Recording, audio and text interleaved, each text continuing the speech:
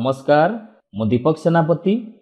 आज शुणिबा अबलकरा कहानीर अष्टम अध्याय हाते पिंजरारे सात हाथ मनीष। परिवेषण परशुराम बेहेरा।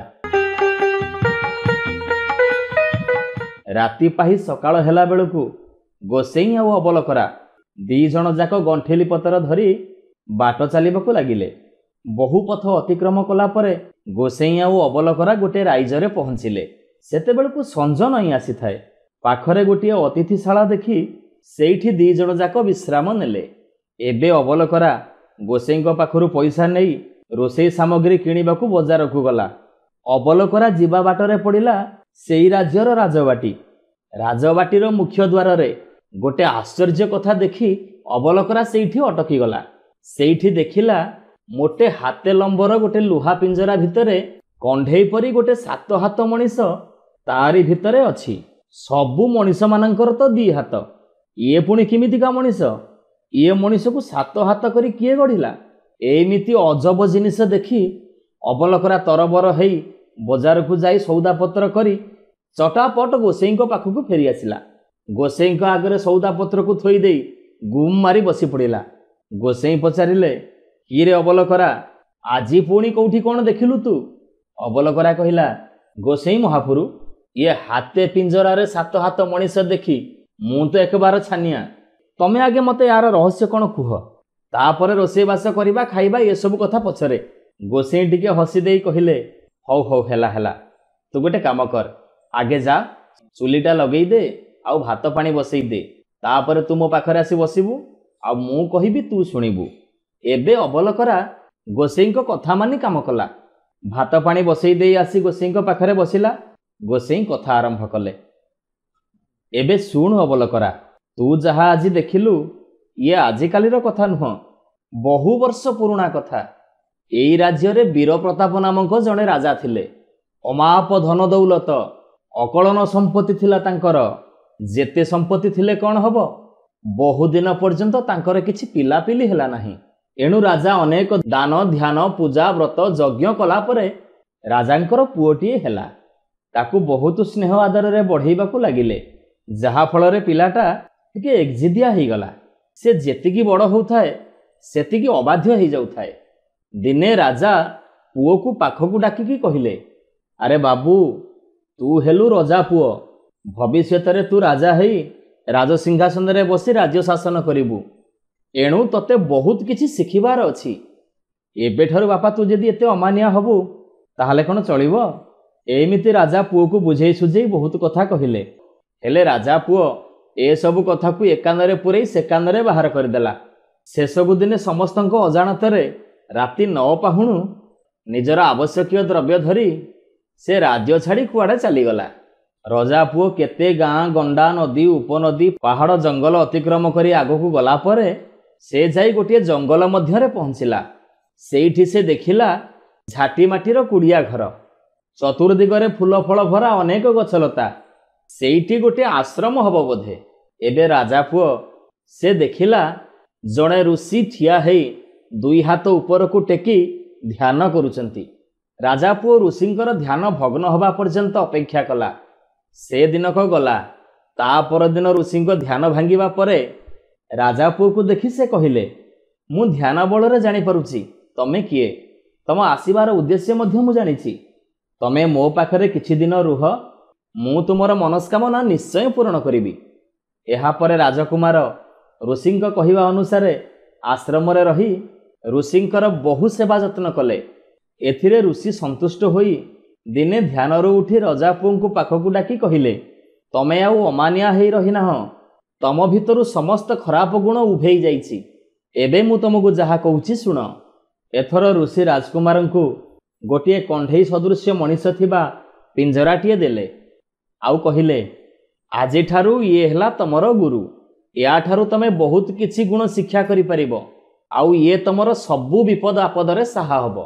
किंतु मने रख, याकू तमे केबे मंद कार्य लगेइबनी। आउ जदि केबे सेमिति तमे कर ताहले तमर बहु अमंगल हबो। एबे तमे तमर गंतव्य पथरे फेरी जाओ। एहा परे ऋषि राजकुमारंकु गोटे मंत्र शिखेई देले। कहिले एई मंत्रटी को पाठ करिबा मात्रे एई पिंजरा भितरे थिबा मनीषटी ବିଶାଳ ରୂପ ଧାରଣ କରିବ। ତୁମେ ତାକୁ ଯାହା କରିବା ପାଇଁ କହିବ ସେ ତମର କଥା ମାନି ସବୁ କାମ କରିଦେବ। ଆଉ ତମେ ଯଦି କିଛି ପରାମର୍ଶ ମାଗିବ ସେ ତମକୁ ସତ୍ ପରାମର୍ଶ ଦେବ। ଏହାପରେ ସେ ପୁଣି ସେଇ ପିଞ୍ଜରା ଭିତରକୁ ଚାଲିଯିବ। ଏ କଥା ବି ତମେ ଜାଣିଥାଅ ରାଜକୁମାର, ପ୍ରତ୍ୟେକ ମଣିଷର 2ଟି ଲେଖା ହାତ ଥାଏ, କିନ୍ତୁ ଇଏ ଗୋଟିଏ ଅସାଧାରଣ ମଣିଷ ଯାହାର 7ଟି ହାତ ଅଛି। ସେ ଅସମ୍ଭବକୁ ବି ସମ୍ଭବ କରିପାରେ। ଯାଅ ରାଜକୁମାର, ଏବେ ତମେ ତମ ନିଜ ରାଜ୍ୟକୁ ଫେରିଯାଅ। ଏବେ ରାଜକୁମାର ଋଷିଙ୍କ କଥାକୁ ସମ୍ମାନ ଜଣାଇ ପ୍ରଣାମ କରି ପିଞ୍ଜରାଟିକୁ ଧରି ଫେରି ଆସିଲେ। ରାଜକୁମାର ବାଟରେ ଯାଉ ଯାଉ ଆଉ ଗୋଟେ ରାଜ୍ୟରେ ପହଞ୍ଚିଲେ। ଆଉ ସେଇ ରାଜ୍ୟରେ ପହଞ୍ଚୁ ପହଞ୍ଚୁ ତାଙ୍କ ସମ୍ମୁଖରେ ଗୁଡ଼ାଏ ହାଡ଼ ଜମା ହେଇଗଲା। ରାଜକୁମାର ଭାବିଲେ ଇଏ ବୋଧେ କୋଉ ଏକ ମାୟାପୁରୀ।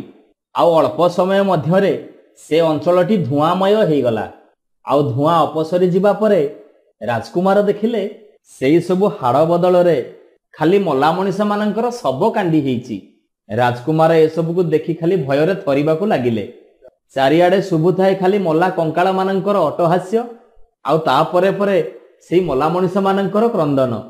ପୁଣି ଟିକେ ପରେ ମାଡ଼ି ଆସିଲା ଘୋର ଅନ୍ଧକାର। ରାଜକୁମାର ଏବେ ଋଷି ଶିଖେଇଥିବା ମନ୍ତ୍ରଟି ପଢ଼ିବାକୁ ଆରମ୍ଭ କଲେ। ମନ୍ତ୍ରଟିକୁ ପଢ଼ି ସାରିବା କ୍ଷଣି ରାଜକୁମାରଙ୍କ ହାତରେ ଥିବା ପିଞ୍ଜରା ଭିତରୁ 7 ହାତ ବିଶିଷ୍ଟ ଏକ ବିଶାଳ ପୁରୁଷ ତାଙ୍କ ଆଗରେ ଛିଡ଼ା ହେଇଗଲା। ରାଜକୁମାର ସାଙ୍ଗେ ସାଙ୍ଗେ କହିଲେ, ଏ ବିପଦରୁ ମୋତେ ଉଦ୍ଧାର କର। ରାଜକୁମାରଙ୍କ ଆଦେଶ ପାଇବା କ୍ଷଣି ସେଇ ବିଶାଳକାୟ ମାନବ କ'ଣ କଲା କେଜାଣି, ମୁହୂର୍ତ୍ତକ ମଧ୍ୟରେ ରାଜକୁମାର ଯାହାକୁ ଦେଖି ଭୟ କରୁଥିଲେ ସେ ସବୁ ଜିନିଷ କୁଆଡ଼େ ଉଭାନ ହେଇଯାଇଛି। ତାପରେ ସେ ବିଶାଳକାୟ ମଣିଷଟି ପୁଣି କଣ୍ଢେଇଟିଏ ହେଇ ସେଇ ପିଞ୍ଜରା ଭିତରେ ରହିଗଲା। ତାପରେ ସେଇଠି ଦେଖାଗଲା ଗୋଟେ ରାଜପ୍ରାସାଦ। ଆଉ ସେଇ ରାଜପ୍ରାସାଦ ଭିତରକୁ ରାଜକୁମାର ପ୍ରବେଶ କଲେ। ସେ ରାଜପ୍ରାସାଦ ଭିତରକୁ ପଶୁ ପଶୁ ତାଙ୍କ ଆଗରେ ଆବିର୍ଭାବ ହେଲା ଏକ ଅପୂର୍ବ ସୁନ୍ଦରୀ। ରାଜକୁମାର ସେଇ ତରୁଣୀକି ଦେଖିବା କ୍ଷଣି ଆଶ୍ଚର୍ଯ୍ୟ ହେଇଗଲେ। ଆଉ ତାକୁ ତାର ପରିଚୟ ମାଗିଲେ। ସେଇ ତରୁଣୀ କହିଲେ, ମୁଁ ଜଣେ ସ୍ୱର୍ଗର ଅପ୍ସରୀ। ଇନ୍ଦ୍ରଙ୍କ ଆଦେଶରେ ମୁଁ ମର୍ତ୍ତ୍ୟକୁ ଆସିଥିଲି ଜଣେ ଋଷିଙ୍କର ଧ୍ୟାନ ଭଗ୍ନ କରିବା ପାଇଁ। ଋଷିଙ୍କର ଧ୍ୟାନ ଭଗ୍ନ ହେଲା ସତ, ମାତ୍ର ଋଷି ମୋତେ ଅଭିଶାପ ଦେଲେ ମୁଁ ଆଉ କେବେ ସ୍ୱର୍ଗକୁ ଯାଇପାରିବିନି। ଏଇ ମର୍ତ୍ତ୍ୟରେ ମନୁଷ୍ୟ ହେଇ ରହିଯିବି। ଯଦି କେହି ମଣିଷ ଏଠିକି ଆସି ମୋର ମାୟାଜାଲକୁ କାଟିପାରିବ ତେବେ ଯାଇ ମୁଁ ଅଭିଶାପରୁ ମୁକ୍ତି ହେବି। ଆଉ ସେଇ ପୁରୁଷକୁ ମୁଁ ବିବାହ କରି ଏଇଠି ସଂସାର କରିବି। ସେଇ ଦିନକୁ ଅପେକ୍ଷା କରି ମୁଁ ଆଜି ପର୍ଯ୍ୟନ୍ତ ଏଇଠି ଆତ୍ମଗୋପନ କରିଥିଲି। ଆଜି ଆପଣ ମୋତେ ଋଷିଙ୍କ ଅଭିଶାପରୁ ମୁକ୍ତ କରିଥିବାରୁ ମୁଁ ଆପଣଙ୍କୁ ବିବାହ କରିବା ପାଇଁ ଅନୁମତି ମାଗୁଛି। ଏହାପରେ ରାଜକୁମାର ତରୁଣୀଙ୍କ କଥାରେ ସମ୍ମତି ଜଣାଇ ତାଙ୍କୁ ବିବାହ କଲେ। ଆଉ ସେଇ ରାଜପ୍ରାସାଦରେ କିଛି ଦିନ ଆନନ୍ଦରେ ବିତେଇ ପୁଣି ନିଜ ରାଜ୍ୟକୁ ଫେରିଆସିବାକୁ ଚାହିଁଲେ। 2 ଜଣ ଯାକ ନିଜ ରାଜ୍ୟରେ ପହଞ୍ଚିଲେ। ହେଲେ ରାଜ୍ୟରେ ପହଞ୍ଚି ଯାହା ଦେଖିଲେ ତାଙ୍କ ମନରୁ ସବୁ ସରାଗ ଉଭେଇଗଲା।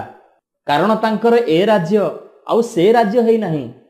ରାଜାରାଣୀଙ୍କ ମୃତ୍ୟୁ ପରେ ରାଜ୍ୟ ଅରାଜକ ହେବାରୁ ଅନ୍ୟ ଏକ ରାଜ୍ୟରୁ ରାଜା ଆସି ଜୋର ଜବରଦସ୍ତ ତାଙ୍କ ରାଜସିଂହାସନରେ ବସି ରାଜ୍ୟ ଶାସନ କରୁଛି। ପ୍ରଜାମାନେ କେହି ବି ଜଣେ ସୁଖରେ ନାହାନ୍ତି। ନୂଆ ରାଜାଙ୍କର ଅନ୍ୟାୟ ଅତ୍ୟାଚାର ଦିନକୁ ଦିନ ବଢ଼ିବାରେ ଲାଗିଛି। ରାଜକୁମାର ସେଠାରେ ଆସି ପହଞ୍ଚିବାରୁ ପ୍ରଜାମାନେ ଆସି ତାଙ୍କର ଦୁଃଖ କଷ୍ଟ କଥା କହି ତାଙ୍କ ପିତାଙ୍କର ରାଜସିଂହାସନରେ ବସିବା ପାଇଁ ତାଙ୍କୁ ଅନୁରୋଧ କଲେ। ଏବେ ରାଜକୁମାର ପୁଣି ସେହି ଋଷି ଦେଇଥିବା ମନ୍ତ୍ରକୁ ଉଚ୍ଚାରଣ କରିବାରେ ଲାଗିଲେ। ସାଙ୍ଗେ ସାଙ୍ଗେ ସେ ପିଞ୍ଜରା ଭିତରୁ 7 ହାତ ବିଶିଷ୍ଟ ଏକ ବିଶାଳ ମାନବ ଆବିର୍ଭାବ ହେଲା। ରାଜକୁମାରର ଆଦେଶରେ ସେ ଶତ୍ରୁ ରାଜ୍ୟର ରାଜାଙ୍କୁ ପରାସ୍ତ କରି ସେଇ ରାଜାଙ୍କର ସମସ୍ତ କର୍ମଚାରୀ ଆଉ ସୈନ୍ୟମାନଙ୍କୁ ନିଜ ରାଜ୍ୟରୁ ଘଉଡ଼େଇ ଦେଲେ। ଏବେ ରାଜକୁମାର ସେଇ ରାଜ୍ୟର ରାଜା ହେଇ ନିଜ ପିତାଙ୍କ ସିଂହାସନରେ ବସି ପ୍ରଜାମାନଙ୍କୁ ସୁଖରେ ପାଳନ କଲେ। ଏମିତି ଭାବରେ ତାଙ୍କ ପରେ ତାଙ୍କ ପୁଅ ନାତି ମଧ୍ୟ ରାଜ୍ୟ ଶାସନ କରିଚାଲିଲେ। ମାତ୍ର ସେ ପିଞ୍ଜରା ଭିତରେ 7 ହାତର ମଣିଷଟି ସେଇ ଦିନଠାରୁ ଆଜି ପର୍ଯ୍ୟନ୍ତ ସେମିତି ରହିଛି। ହେଲେ ସେ ମନ୍ତ୍ର ତ ଆଉ କାହାକୁ ଜଣା ନାହିଁ ନା, ତେଣୁ ତାକୁ କାମରେ ଲଗେଇବା ଆଉ କାହାରି ପକ୍ଷରେ ସମ୍ଭବ ନୁହଁ। ତେଣୁ ଏଇ ରାଜ୍ୟର ମଙ୍ଗଳ ସୂଚକ ରୂପେ ପିଞ୍ଜରାଟିକୁ ରାଜବାଟୀର ମୁଖ୍ୟ ଦ୍ୱାରରେ ସ୍ଥାପନ କରାଯାଇଛି। ଆଚ୍ଛା, ଏବେ ବୁଝିଲୁ ତ ଅବଲକରା, ରାଜବାଟୀର ମୁଖ୍ୟ ଦ୍ୱାରରେ କାହିଁକି ହାତେ ପିଞ୍ଜରାରେ 7 ହାତ ମଣିଷ ରହିଛି?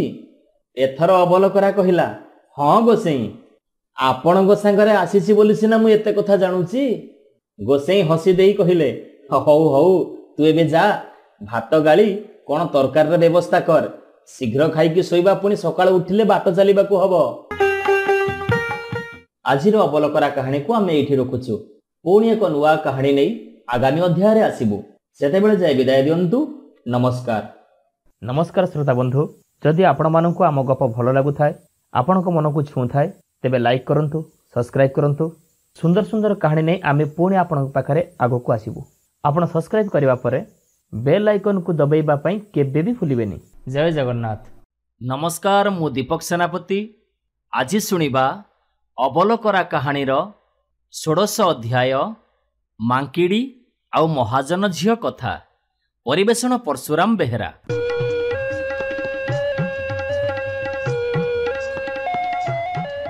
गोसेई आउ अबलकरा बाट चलु थांती। जाऊ जाऊ पहुंचिले जाई गोटे गाँव रे। सेते बेलकु संज आसी जाई थाए। से गाँर गोटे चटी घर देखि रहिले। गोसेई कहिले, अबलकरा आज तो प्राय संज हो गलानी, मु भाबुछि एइटा आम पई निरापद जगह हबो। आमे आज एइठी विश्राम करिबा, रोषेईबास करी खियापिया करिबा आ काली सकाळ को पुणी यात्रा आरंभ करिबा ना कोन कहूछु। अबलकरा कहिला, हाँ गोसेई जहा आपण कहिबे। गोसेई कहिले, ठीक अछि अबलकरा, तू गोटे काम कर, गंठुलीटाकू एठी मो पाखरे रख, किछि पैसा नै जा, पाख बजाररू सौदापत्र करि आनिबू, एठी रोषेईबास करिबा खियापिया करिबा। गोसेईଙ୍କ पाखରୁ पैसा नहीं अबलकरा बजार को सौदा आनिबाकू गला। किछि समय पर फेरी आसिला। सौदा गंठुलीटाकू गोसेईଙ୍କ आगरे थोई देई गुम मारी बसी पड़िला। गोसेई पचारिले, कि रे अबलकरा आज पुणी तोर कौन है? कौन आज भी तू नुआ कथा कौटी देखिलु ना कौन? अबलकरा कहिला, गोसेई आज भी गोटे आश्चर्य घटना देखिछि। एमिति घटना मु मो जीवन रे केबे भी देखिनी। जदि आपण से घटनार रहस्य मते फिटेई न कहिबे ताहले मु एबेठु चलिली, तम झुलामणी एबे तमे संभाळ। गोसेई पचारिले, अरे बाबा कौन देखिछु आग कह। अबलकरा कहिला, देखिली राजा घर सिंहद्वार मुहरे गोटे मांकिड़ीर मूर्ति, आउ से मांकिड़ी मुंडरे पुणी सुना मुकुट लगिछि। बुझिल गोसेई, एमितिका घटना विषय में मुझे जेते लोकंकु पचारिली सेमाने कहिले आमे केही किछि जानिनु। पुणी समस्ते कहिले आम बाप अजा अमलरू ए मूर्ति एमिति अछि। अच्छा गोसेई, आपण तो सर्वज्ञ पुणी त्रिकालदर्शी, मते ये मांकिड़ी मुंडरे सुना मुकुट कहीं ये कथाटा फिटेकी कहतु। गोसेई किछि समय नीरव रहिले, तापरे मुरुकी हसाटिए देई कहिले, अच्छा अच्छा ठीक अछि, ये कथार रहस्य मु तते निश्चय फिटेकी कहिबी। अबलकरा तू जा, सबुदिन जेमती भात पानी जोगाड़ करू आज सेमती चुली रे भात हांडी बसई दे, भात फुटुथिबो आउ तू मो पाखरे बसी कथा शुणुथिबु। अबलकरा गोसेईଙ୍କ कथा अनुसार सेया कला। चुली रे भात हांडी बसई देई आउ आसी पहुंचला गोसेईଙ୍କ पाखरे। गोसेई कहिले, पक्का कमल पुओ छता, शुणु अबलकरा कहूची कथा। तापरे गोसेई कथा आरंभ कले। महाजनर 7 पुओ 7 बोहू आउ गोटिए बोली सुनाना कि झियो। झियोटी टिके ओलेई घरे केही नथिला बेले से दूध हांडीरू सरटी काढ़ी खाई दिए। दही घसिला बेलकू लहुणी अल्प बाहरे, घिओ उणा हुए। क्षीर हांडीरू सर किए खाउची बोली महाजन बुढ़ी समस्तंकु पचारिला। समस्ते ना ना कहिले। दिने से काठ फाड़िया खंडे हाथरे धरी लुचि रहिला। देखिला बेलकू तारी झियो एई सबु कांड करूची। बुढ़ी रागरे पाची जाई कहिला, तू एबे बाहर मो घरू, एमितिका ओलेई झियो को मु घरे रखिबिनी। पुओ मानकु सबु डाकी कहिला, ये अलक्षणी को घर रखनी, याकू नहीं शीघ्र बणरे छाड़ी दे आस, नहेले ये अलक्षणी पाई घरू लक्ष्मी छाड़ी जिबे, ए घरर ना पानी बुड़ी जिवो। पुओ माने कहिले, माँ 7 भाई रे ये आमर गोटिए बोली भौणी, आउ तोर तो ये गोटिए बोली झियो, याकू बाघ भालू मुह को ठेली देबा पाई केमिति तो मन बळुची माँ। बुढ़ी कहिला, आउ जदि ताकू न छाड़िबो ताले मते एबे छाड़ी दियो, ए घरे मु आउ गोटिए मुहूर्त रहिबाकू चाहुनी, आउ ये नगला पर्यंत ए घर मु पानी भी छुईबिनी। माँ कथा शुणी पुओ माने बणरे खंडे घर तोली देले, बरसक पाई धान चाउल खंजी देले, आउ कहिले, आमको किछि दोष दबुनी भौणी, एबे तो भाग्य फल तू भोग कर। एमिति किछि दिन गला। महाजन झियो सेई बणरे रहिला। एमिति किछि दिन गला। राजा सेई बण को पारिधि करिबाकू आसिले। संबर हरिणक पछरे दौड़ी दौड़ी राजा थकी पड़िले। बेल बुड़ी गला। पुणी सेतेबेलकू कुआडू थिला मेघ माड़ी आसिला। ବିଜୁଳି ଘଡ଼ଘଡ଼ି ମାରିଲା, ଧୁମାଳ ପବନ ବହିଲା, ଘୋର ବର୍ଷା ହେଲା। ରାଜା ଆଉ କିଛି ଉପାୟ ନ ପାଇ ମହାଜନ ଝିଅ ରହୁଥିବା କୁଡ଼ିଆର ଓଳି ତଳେ ଆଶ୍ରା ନେଲେ। ପାଣି ଛିଞ୍ଚଡ଼ା ମାରୁଥାଏ। ମଞ୍ଜଥରା ପବନରେ ଥରି ଥରି ରାଜା ଡାକିଲେ, ଏ ଘର ଭିତରେ କିଏ ଅଛ, ଟିକେ କବାଟ ଫିଟାଅ। ଘର ଭିତରୁ ଥାଇ ମହାଜନ ଝିଅ କହିଲା, ଏ ଘରେ ମୁଁ ଏକୁଟିଆ ଅବଳା ନାରୀ, ମୋର କେହି ସାହା ଭରସା ନାହାନ୍ତି, କେମିତି ମୁଁ କବାଟ ଖୋଲିବି? ରାଜା କହିଲେ, ମୁଁ ତମର ସାଥୀ, ମୋତେ ଟିକେ ଘର ଭିତରେ ଆଶ୍ରା ଦେଇ ଏ ଝଡ଼ ବର୍ଷାରୁ ମୋ ଜୀବନ ରକ୍ଷା କର। ମହାଜନ ଝିଅ ଏବେ ଆଉ କ'ଣ କରିବ? ରାଜାଙ୍କ ବିକଳ ସହି ନ ପାରି କବାଟ ଫିଟେଇ ଦେଲା। ରାଜା ଭିତରକୁ ଆସିଲେ। ତାଙ୍କ ଜୀବନ ରହିଲା। ରାତି ସାରା 2 ଜଣ ଯାକ କଥାବାର୍ତ୍ତା ହେଇ ରାତି ପାହିଦେଲେ। ରାଜା ଉଆସକୁ ଯାଇ ସବାରି ପଠେଇ ତାକୁ ନେଇଯିବେ ବୋଲି କହି ସକାଳୁ ରାଜା ରାଜବାଟିକୁ ଫେରିଗଲେ। ଏମିତି କିଛି ଦିନ ବିତିଗଲା। ରାଜା ସିନା ଉଆସକୁ ଫେରିଲେ, ଆଉ ସେଦିନର ଝଡ଼ ରାତି କଥା ସବୁ ଭୁଲିଗଲେ। ସବାରି ପଠେଇ ମହାଜନ ଝିଅକୁ ନେଲେନି। ଏଣେ ମହାଜନ ଝିଅର 10 ମାସ 10 ଦିନରେ ପୁଅଟିଏ ହେଲା। ଚାନ୍ଦକଳା ପରି ଡଉଲ ଡାଉଲ। ତାକୁ ଦେଖି ମହାଜନ ଝିଅର ଆଖିରୁ ଲୁହ ଛୁଟିଲା। ରାଜା ଘରେ ଥିଲେ ମୋ ପୁଅ କେଡ଼େ ହେପାଜତରେ ଥାନ୍ତା। ଏ ବଣ ଭିତରେ ତାର ସାହା ଭରସା କିଏ ଅଛି? କେମିତି ଏ ପିଲା ବଞ୍ଚିବ ଏଠି? ସେଇ ବଣ ଭିତରେ ଗୋଟେ ବୁଢ଼ା ମାଙ୍କଡ଼ ଥାଏ। ତାର 2ଟି ଭାରିଜା। 2 ସଉତିଣୀଙ୍କ ଭିତରେ ଜମା ପଡ଼େନି। ସବୁବେଳେ ଝଗଡ଼ା ଝାଟିରେ ଘର ପଡ଼ୁଥାଏ ଆଉ ଉଠୁଥାଏ। ଦିନେ ସେ 2 ସଉତୁଣୀଙ୍କ ଭିତରୁ ଗୋଟିଏ ମାଙ୍କିଡ଼ି ମହାଜନ ଝିଅ ଯୋଉ ଘରେ ରହୁଥିଲା ସେଇଠି ଆସି ପହଞ୍ଚିଲା। ଆଉ କହିଲା, ଆଲୋ ବୁଝିଲୁ ଝିଅ, ମୁଁ ହେଉଛି ତୋ ମାଆର ଭଉଣୀ, ମୁଁ ତ ମାଉସୀ ହେବି, ଆଉ ତୋ ଘରେ ଆଜିଠୁ ମୁଁ ରହିବି, ଆଉ ତୋର ଏ ପିଲାଟିକୁ ମୁଁ ଖେଳଉଥିବି। ମହାଜନ ଝିଅକୁ ତ ଏକୁଟିଆ କିଛି ଭଲ ଲାଗୁନଥାଏ। ସେ ମାଙ୍କିଡ଼ି କଥାରେ ମଙ୍ଗିଗଲା। ମାଙ୍କିଡ଼ି ପ୍ରତିଦିନ ବଣ ଭିତରୁ କେତେ ଶାଗ, ପନିପରିବା, ବୋଇତି କଖାରୁ ଆଉ ଶିମ ତୋଳି ଆଣେ। ମହାଜନ ଝିଅ ରାନ୍ଧେ, ଆଉ ମାଙ୍କିଡ଼ିକି ଦିଏ, ଆଉ ନିଜେ ଖାଏ। ଏମିତି ଦୁଃଖ ସୁଖ ଭିତରେ ତାଙ୍କ ଦିନକାଳ ବିତି ଯାଉଥାଏ। ଦିନେ ପିଲାଟି ହାତ ଗୋଡ଼ ହଲେଇ ଖେଳୁଛି। ମାଙ୍କିଡ଼ି ଭାବିଲା, ଏତେ କାହିଁକି ହାତ ଗୋଡ଼ ହଲଉଛି ରେ? ତୋ ପାଟି ତ ଫିଟୁନି, ନହେଲେ ତୁ ନିଶ୍ଚୟ କହନ୍ତୁ, ମୁଁ ରଜା ଘର ପିଲା, ମୋତେ ସୁନା ଗହଣା ପିନ୍ଧେଇ ଦିଅ। ଏ ବଣ ଭିତରେ ସୁନା ଅଳଙ୍କାର କୋଉଠି ମିଳିବ ବାବା? ଆଚ୍ଛା ହଉ, ମୁଁ ତୋ ପାଇଁ ଟିକେ ଚେଷ୍ଟା କରେ। ମହାଜନ ଝିଅଠାରୁ ଖଣ୍ଡେ ଲୁଗା ମାଗି ନେଇ ଚାଲିଗଲା। ବାଟରେ ଗୋଟିଏ ବନ୍ଧ ପଡ଼ିଲା। ଦେଖିଲା ଗୋଟେ ବଣିଆ ଅଳଙ୍କାର ମାଜୁଛି। ମାଙ୍କିଡ଼ି ବସି ବସି ତାକୁ ଦେଖିଲା।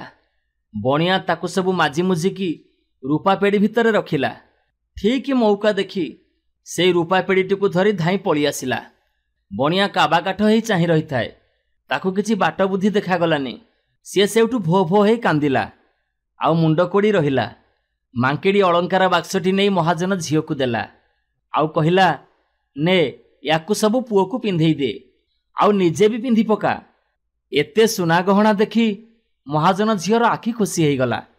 କହିଲା, ମାଉସୀ, ମୋତେ ଭାରି ଡର ଲାଗୁଛି। ରଜା ଘର ଯଦି ପାଇକ ପଠେଇ ଧରି ନିଅନ୍ତି, ତାହେଲେ ଆମେ ମା ପୁଅ ମଲୁ ବୋଲି ଜାଣ। ତାପରେ ମାଙ୍କିଡ଼ି କହିଲା, ଆଲୋ ତୁ କିଛି ଭୟ କରନା, ମୁଁ ଥିବା ଯାଏ, ତୋ ମାଉସୀ ଥିବା ଯାଏ ତୋର କିଛି କେହି କରିପାରିବେନି। ଦିନେ ପିଲାଟି ମାର ଲୁଗା ଝିଙ୍କିବାର ଦେଖି ମାଙ୍କିଡ଼ି କହିଲା, ଆଚ୍ଛା ବାବା, ତୋର ପାଟ ପିନ୍ଧିବାକୁ ମନ ହେଉଛି କି? ହଁ ହଁ, ରାଜା ପୁଅ, ଲଙ୍ଗଳା କାହିଁକି ହବୁ? ଆରେ ତୋର ଅଭାବ କ'ଣ? କ'ଣ ତୋର ନାହିଁ? ହଉ ହଉ, ତୁ ଏଇଠି ତୋ ମା ପାଖରେ ଖେଳୁଥା, ମୁଁ ଯାଉଛି ତୋ ପାଇଁ ପାଟ ନେଇକି ଆସେ। ତାପରେ ମାଙ୍କିଡ଼ି ଯାଇ ଗୋଟେ ପୋଖରୀ ତୁଠରେ ପହଞ୍ଚିଲା। ପଦ୍ମ ପୋଖରୀରେ ଧୋବଣୀ ଲୁଗା କାଚୁଛି। କୂଳରେ ଖଣ୍ଡିଏ ଲୁଗା ପକେଇ ତା ପୁଅକୁ ସେଇଠି ଶୋଇ ପକେଇଛି। ପିଲା ଜୋରରେ କାନ୍ଦୁଛି। ଧୋବଣୀ କାନରେ ପଶୁନି। ସିଏ ଠୋ ଠା ଲୁଗା ପିଟି ଚାଲିଛି। ମାଙ୍କିଡ଼ି ପିଲା ପାଖକୁ ଯାଇ କହିଲା, କାନ୍ଦେନା ତୁନି ହ ରହ। ଧୋବଣୀ ତା ଆଡ଼କୁ ଅନେଇଲା। ଦେଖିଲା ତା ପିଲାଟି ପାଖରେ ମାଙ୍କିଡ଼ି। ଇଲୋ ବୋଉଲ, ଇଏ ବୋଧେ ମୋ ପିଲାକୁ ରାମ୍ପୁଡ଼ି କାମୁଡ଼ି ପକେଇବ। ଦୌଡ଼ି ଆସିଲାରୁ ମାଙ୍କିଡ଼ି କହିଲା, ଆଲୋ ଝିଅ, ତୁ ମୋତେ ଡରୁଛୁ କି? ମୁଁ ପରା ତୋ ମାର ସାନ ଭଉଣୀ। ତୋରି ପୁଅକୁ ଦେଖିବାକୁ ଆସିଥିଲି। ତୁ ତାକୁ ଏମିତି ପୋଖରୀ ତୁଠରେ ଶୁଏଇ ଦେଇଛୁ। ସେ ରାତ ଧରି କାନ୍ଦୁଛି। ହଉ ହେଲା, ତାକୁ ଏବେ ତୋ କୋଳକୁ ନିଏ, ତାକୁ ଟିକେ କ୍ଷୀର ଦିଏ। ଧୋବଣୀ ଯେମିତି ତା ପୁଅକୁ କୋଳକୁ ନେଇଛି, ମାଙ୍କିଡ଼ି କ'ଣ କଲା, ସବୁ ଲୁଗାପଟା ଧରି ଦୌଡ଼ି ପଳେଇଲା। ତାପରେ ମାଙ୍କିଡ଼ି ଗଛକୁ ଗଛ ଡେଇଁ କୁଆଡ଼େ ବୋଲି କୁଆଡ଼େ ଚାଲିଗଲା। ଧୋବଣୀ ସେମିତି କାଠ ହେଇ ଚାହିଁଥାଏ। ମାଙ୍କିଡ଼ି ଲୁଗା ଗଣ୍ଡିରାଟି ନେଇ ମହାଜନ ଝିଅକୁ ଦେଲା। ମହାଜନ ଝିଅ କାନ୍ଦୁଣି ମାନ୍ଦୁଣି ହେଇ କହିଲା, ମାଉସୀ, ଆମେ ପଛେ ଗଛ ବକଳ ପିନ୍ଧିଥାନ୍ତେ, କିନ୍ତୁ ଏମିତି କାମ କରିବାର ନଥିଲା।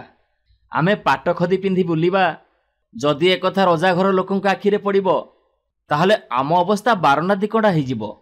ଏତେ ହୀନସ୍ତା ହେବା କ'ଣ ଦରକାର ମାଉସୀ? ମାଙ୍କିଡ଼ି କହିଲା, ଆଲୋ ତୁ ହଉଛୁ ରାଣୀ ଆଉ ତୋ ପୁଅ ହଉଛି ରଜା। ତୁ ଛିଣ୍ଡାକନା ପିନ୍ଧିବୁ ଆଉ ତୋ ପୁଅ ଲଙ୍ଗଳା ହବ। ଦେଖେ ଏସବୁ କଥା ମୋ ଦେହରେ ଯିବନି। ତୁ କାହିଁକି ଡରୁଛୁ କହିଲୁ? ମୁଁ ଥିବା ପର୍ଯ୍ୟନ୍ତ ତୋର କିଛି ବି ହବନି। ମହାଜନ ଝିଅ ଦେହକୁ ପାଟ ବହୁତ ବଢ଼ିଆ ଲାଗିଲା। ଅଳଙ୍କାର ତ ଆଗରୁ ପିନ୍ଧିଥିଲା। ମାଙ୍କିଡ଼ି ତାକୁ ଚାହିଁ ଚାହିଁ କହିଲା, ମାଲୋ ତୁ ଏଇଠି ଥା, କାହାକୁ ବି କବାଟ ଫିଟେଇବୁନି। ମୁଁ ଯାଉଛି ରାଜାଙ୍କୁ ଏଠିକି ନେଇକି ଆସିବି। ମହାଜନ ଝିଅ ଡରିଯାଇ କହିଲା, ଆଲୋ ନା ନା ମାଉସୀ, ତୁ ଯା ନା, ତତେ ସେଠି କିଏ ମାରିବ କିଏ ଧରିବ ଏକଥା ମୁଁ ସହିପାରିବିନି। ତୁ ମୋ ପାଖରେ ଥିଲେ ଏ ବଣ ଭିତରେ ମୋ ଦିନ ସୁଖରେ କଟିଯିବ। ମାଙ୍କିଡ଼ି ତା କଥା କିଛି ବି ଶୁଣିଲାନି, ଚାଲିଗଲା। ଯାଇ ରାଜଉଆସରେ ପହଞ୍ଚିଲା। ସେତେବେଳେ ରାଜା ବଗିଚାରେ ଏକୁଟିଆ ବୁଲୁଥିଲେ। ଗଛରୁ ଓହ୍ଲେଇ ପଡ଼ି ମାଙ୍କିଡ଼ି ରାଜାଙ୍କ ପାଦ ତଳେ ପଡ଼ି କହିଲା, ହେ ରାଜା, ଏ ରାଜବାଟୀ ଭିତରେ ତୁ ଅୟସରେ ଅଛୁ, ହେଲେ ଜଙ୍ଗଲ ଭିତରେ ତୋ ସ୍ତ୍ରୀ ପିଲା ଗଡ଼ି ମରୁଛନ୍ତି। କେମିତିକା ଭୋଳାନାଥରେ ତୁ ସବୁ ଭୁଲିଗଲୁ। ୟାପରେ ମାଙ୍କିଡ଼ି ରାଜାଙ୍କ ଆଗରେ ପୂର୍ବ କଥା ସବୁ ଖୋଲି କହିଲା। ମାଙ୍କିଡ଼ିର କଥା ଶୁଣି ରାଜାଙ୍କର ଝଡ଼ରାତି କଥା ମନେ ପଡ଼ିଗଲା। ୟାପରେ ସଙ୍ଗେ ସଙ୍ଗେ ସବାରି ପଠେଇ ମହାଜନ ଝିଅ ଆଉ ତା ପୁଅକୁ ନଅରକୁ ନେଇଗଲେ। ନୂଆ ରାଣୀ ଆଉ ଯୁବରାଜଙ୍କୁ ପାଇ ରାଜା ଭାରି ଖୁସି ହେଇଗଲେ।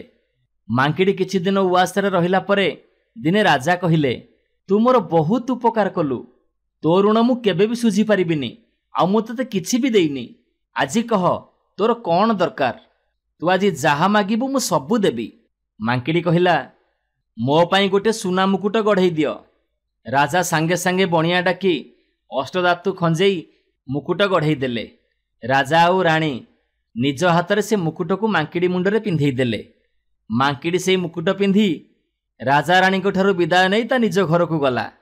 ତା ସଉତୁଣୀ ତାକୁ ଦେଖି ପଚାରିଲା, କିଲୋ ତୁ ଏତେ ଦିନ ଯାଏ କୋଉଠି ଥିଲୁ କି? ମୁଁ ଭାବିଥିଲି ତତେ କିଏ ମାରିଦେଲା, ନହେଲେ ସାପ ବାଘ ଭାଲୁ ଖାଇଗଲେ। ତୁ ପୋଡ଼ା ମୁହିଁ ପୁଣି ଆସିଲୁ। ଆଉ ତୋ ମୁଣ୍ଡରେ ସେଇଟା କ'ଣ ବା? ଏତେ କ'ଣ ଚକମକ କରୁଛି? ମାଙ୍କିଡ଼ି କହିଲା, ଇଏ ହେଉଛି ସୁନା ମୁକୁଟ। ମୁଁ ଗୋଟେ ବ୍ରାହ୍ମଣ ଘରେ ଥିଲି, ତାକୁ ଭାତ ତରକାରୀ ରାନ୍ଧିକି ଦଉଥିଲି। ଦିନେ ଏମିତି ଭାତ ରାନ୍ଧୁ ରାନ୍ଧୁ ସେ ଫୁଟିଲା ଭାତ ହାଣ୍ଡିରେ ମୁଣ୍ଡକୁ ବୁଡ଼େଇ ଦେଲି। ମୋ ମୁଣ୍ଡରୁ ସବୁ ରୁମ ଉପୁଡ଼ି ଯାଇ ଏଇ ସୁନା ମୁକୁଟ ଖଞ୍ଜି ହେଇଗଲା। ୟାପରେ କାଳେ ସେ ବ୍ରାହ୍ମଣ ପରିବାରର ଇଏ ମୁକୁଟ ପ୍ରତି ଲୋଭ ଆସିବ, ସେଇଥିପାଇଁ ତା ଘର ଛାଡ଼ି ପଳେଇ ଆସିଲି। ମାଙ୍କିଡ଼ି କଥା ଶୁଣି ସଉତୁଣୀ ଭାବିଲା, ମୁଁ ଏମିତି ଗୋଟେ ସୁନା ମୁକୁଟ ପିନ୍ଧନ୍ତିନି। ତାପରେ ସିଏ କ'ଣ କଲା ନା, ପାଣି ଗରମ କରିବା ପାଇଁ ଚୁଲିରେ ହାଣ୍ଡି ବସେଇଲା। ପାଣି ଯେତେବେଳେ ଗବ ଗବ ହେଇ ଫୁଟିଲା, ସେ ତା ମୁଣ୍ଡଟାକୁ ସଉତୁଣୀ କହିବା ଅନୁସାରେ ଗବ ଗବ ହେଇ ଫୁଟୁଥିବା ପାଣି ହାଣ୍ଡିରେ ବୁଡ଼େଇ ଦେଲା, ଆଉ ସାଙ୍ଗେ ସାଙ୍ଗେ ଛଟପଟ ହେଇ ମରିଗଲା। ଏବେ ମାଙ୍କିଡ଼ି ଆଉ ମାଙ୍କଡ଼ 2 ଜଣ ଆନନ୍ଦରେ ଘର କରି ରହିଲେ। ଏଣେ ମହାଜନ ଝିଅ ଆଉ ରଜା ଯୁବରାଜଙ୍କ ସହିତ ସୁଖରେ ରାଇଜ ପାଳିଲେ। ଦିନେ ମହାଜନ ଝିଅ କହିଲା, ଯୋଉ ମାଙ୍କିଡ଼ି ଆମର ଏତେ ଉପକାର କଲା, ସିଏ ଚାଲିଯିବାରୁ ଆଉ ମୋତେ ଭଲ ଲାଗୁନି। ତାକୁ କେମିତି ଉଆସକୁ ଫେରେଇ ଆଣିଲେ ହୁଅନ୍ତାନି? ରାଜା କହିଲେ, ସିଏ ତ ପଶୁ ଜାତି, କୁଆଡ଼େ ଗଲା ତ ଗଲା, ତାକୁ ଆମେ ପୁଣି କୋଉଠୁ ଖୋଜି ପାଇବା? ଆଉ ତମେ ଯଦି କହୁଛ ତାର ଗୋଟେ ଅବିକଳ ମୂର୍ତ୍ତି ଗଢ଼େଇ ତା ମୁଣ୍ଡରେ ସୁନା ମୁକୁଟ ଲଗେଇ ତାକୁ ସିଂହଦ୍ୱାର ପାଖରେ ଥୋଇଦବା, ଆଉ ତାକୁ ଦେଖି ତମେ ଖୁସି ହବ, ଆଉ ଏ ରାଇଜର ଲୋକମାନେ ବି ଆମ ପ୍ରତି ମାଙ୍କିଡ଼ିର ତ୍ୟାଗ ଆଉ ଉପକାର କଥା ମନେ ପକେଇବେ। ଏହାପରେ ରାଜା ସେଇଆ କଲେ। ସିଂହଦ୍ୱାର ଆଗରେ ମାଙ୍କିଡ଼ିର ଗୋଟେ ପ୍ରତିମୂର୍ତ୍ତି ତିଆରି କଲେ, ଆଉ ତା ମୁଣ୍ଡରେ ସୁନାର ମୁକୁଟ ପିନ୍ଧେଇ ଦେଲେ। ୟା ଭିତରେ କେତେ କାଳ ବିତିଗଲାଣି, କେତେ ରାଜା ମହାରାଜା ଗଲେଣି, ହେଲେ ସେ ମାଙ୍କିଡ଼ି ମୂର୍ତ୍ତିଟି ଏବେ ବି ସେମିତି ଅଛି। ତାର ତ୍ୟାଗ ଆଉ ତାର ଉପକାର କଥା ସାରା ରାଇଜବାସୀଙ୍କୁ ମନେ ପକାଇ ଦଉଛି। ବୁଝିଲୁ ଅବଲକରା, ଆଜି ସେଇ ମାଙ୍କିଡ଼ିର ମୂର୍ତ୍ତି ତୁ ଦେଖିକି ଆସିଛୁ, ଏବେ ଜାଣିଲୁ ତ? ୟାପରେ ଅବଲକରା ହସି ଦେଇ କହିଲା, ହଁ ଗୋସେଇଁ,